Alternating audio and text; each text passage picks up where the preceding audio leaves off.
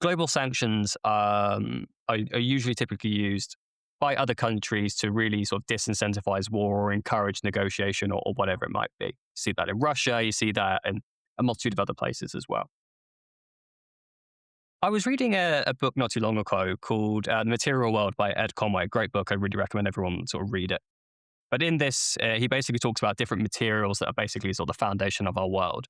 And he recalled an incident from World War One, actually, where during World War One, the British and the Germans actually had a secret trade agreement that was set up through Switzerland, where basically we would take glasses and lenses from Germany, and we would then, and in turn, we would provide Germany with rubber because they just couldn't get rubber in through the ports and from the sort of colonial economies. And the particular glasses and lenses we need for sort of binocular zoom things were only basically manufactured in Germany.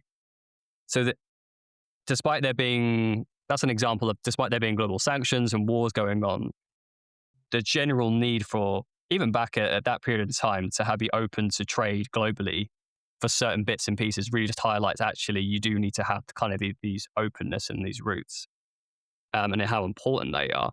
And so I'm wondering, particularly as it relates to the Russia-Ukraine war, with how reliant Europe in particular is on Russian gas and energy, despite all this war going on and despite putting sanctions on Russia. How effective are global sanctions on limiting a wartime economy to operate? Okay, so uh, we think that embargoes um, can work in the short run because they're disruptive. Now, the problem of Europe and energy is that they're suffering from that disruption just as the Russians are. In other Right. words, trade generally involves mutual benefit, and embargo usually involves mutual harm. Uh, the usual justification of embargo is we're hurting them more than they're hurting us. Uh, Or you hope that's, anyway. yeah, you hope. But as we move on, we generally find other ways around. Now, the British during World War One imposed a pretty effective embargo on Germany and so starved Germany into submission. I think the starvation was either as effective as the battlefield situation, or maybe more so.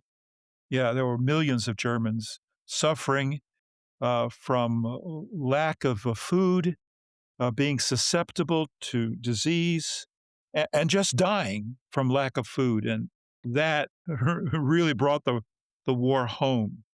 Um, Germany, following that, wanted Lebensraum.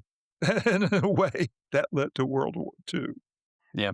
So, getting back to why would a country as big as England, speaking of small countries like Singapore that have to commit to trade, why would a quote large country like England um, devote themselves to trade? Well, England's a island country.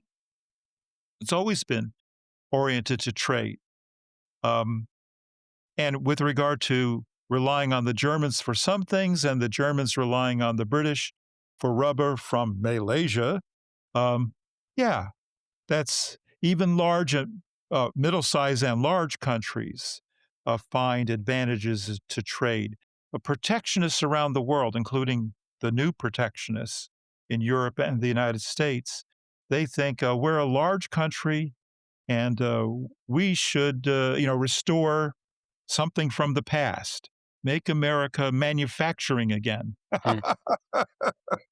Yeah, it's yeah. Don't want those high-paying jobs in finance or in research-oriented health facilities or world-class uh,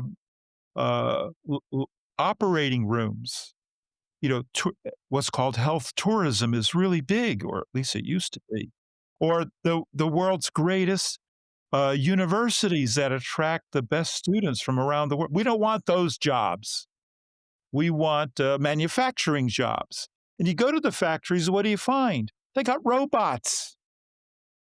And so uh, present day manufacturing is not intensive in labor. Maybe certain kinds of countries like Bangladesh have labor intensive manufacturing. but that's reflecting their economic condition. So what we need is we need a low unemployment rate, which we have. Why are we protectionists when we have a low unemployment rate?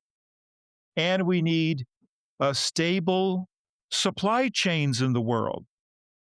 So actually, we don't have the British Navy anymore ruling the seas, right? We have the American Navy Still pretty ruling good the navy.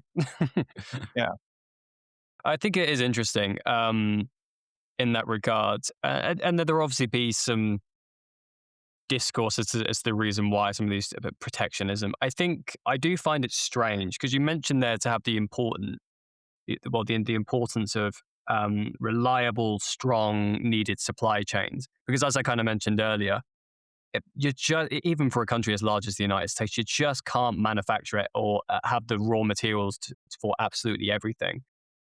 Even for as I mentioned with the telescopic scope and the glass example, right. not all glass is the same. You can get lots of sand from Saudi Arabia. You can get certain, but there's different quality of sand just because you have one raw resource or something. He's even seeing that now with the talks around the Venezuelan oil stuff.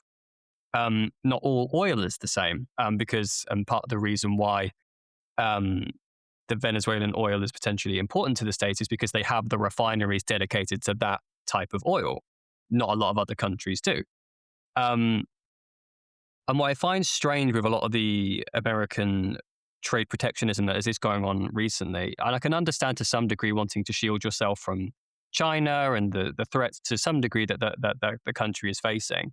But my imagination would at least in, lead me to believe that if you're going to do that, you'd want to do that as a coordinated effort amongst strong allies and build connections and supply chains with those strong allies. Countries like Canada, the UK, Well, Germany. we'll leave Canada off, but yes, the Europe. So Canada needs to get up to the NATO standard of 2%. They can't defend their territorial waters. They don't have any working submarines, and Oh, the so does frigates the they EU, by the way. So does the EU. That's theirs, but they've been yeah, long under. Germany used to have some really good coastal defense submarines, and they let those things go. So we need to get up to the NATO standard. We need to, for every country or region to be primarily responsible for its place. With those kinds of partners, America becomes stronger. You look at these initiatives of Donald Trump here, there, and otherwhere, and elsewhere. I mean, I thought he was supposed to be the peace candidate. He's making one war after the next, but like little discrete wars. We'll go bomb them tonight, and it'll be over with, before breakfast. Yeah, yeah. So no, it's an but interesting one. but why we can do that is because the truth of the matter is, Europe is strong. Europe is way stronger than Russia. Uh, now, I Economically, also certainly speaking. And economically, population-wise, and even if you do a hard count of conventional military force, Europe is stronger. Russia has nukes. We don't know if they'll get out of the silos, hmm, but they have nukes. Now, this yeah, guy Mark Rutte went to Trump and said, "You're going to put tariffs on us. We're going to put tariffs on you." And by being strong, even with your allies, you get respect.